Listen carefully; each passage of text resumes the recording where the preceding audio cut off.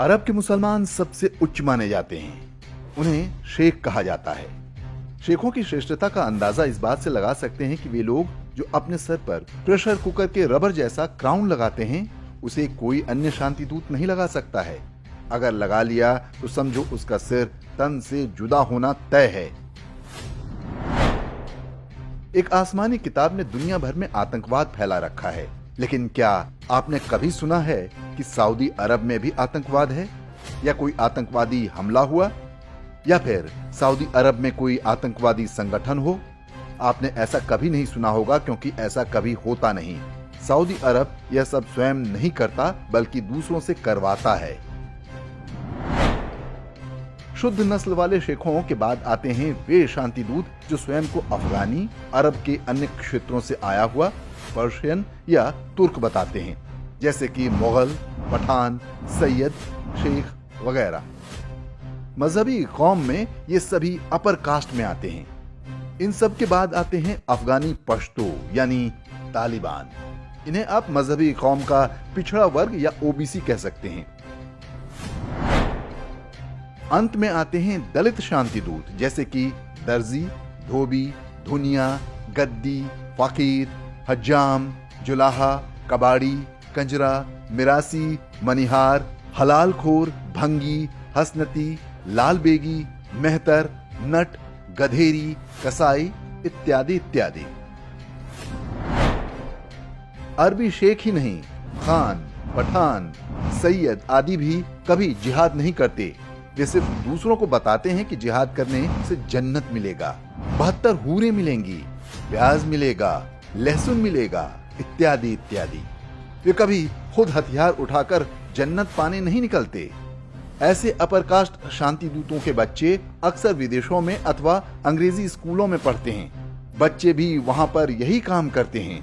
वो हिंदुओं को बताते हैं कि कैसे उनके धर्म में बहुत सारी बुराइयां हैं और अरबी मजहब ही सर्वश्रेष्ठ है। हिंदू बच्चों ने ना तो गीता पढ़ी होती है ना कुरान। वो आसानी से उनकी बातों में आ जाते हैं, फिर वो सेक्युलर या वोक बन जाते हैं। मजहब का असली काम कौन करता है? ये काम करते हैं दलित शांति दूतों के बच्चे, कभी जन्नत पाने के लिए तो कभी हूरों के चक्कर में।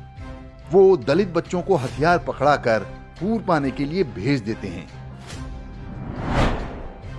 जब जन्नत पाने का एकमात्र रास्ता जिहाद ही हो, तो क्या शेखों, पठानों और सैयदों को जन्नत नहीं जाना?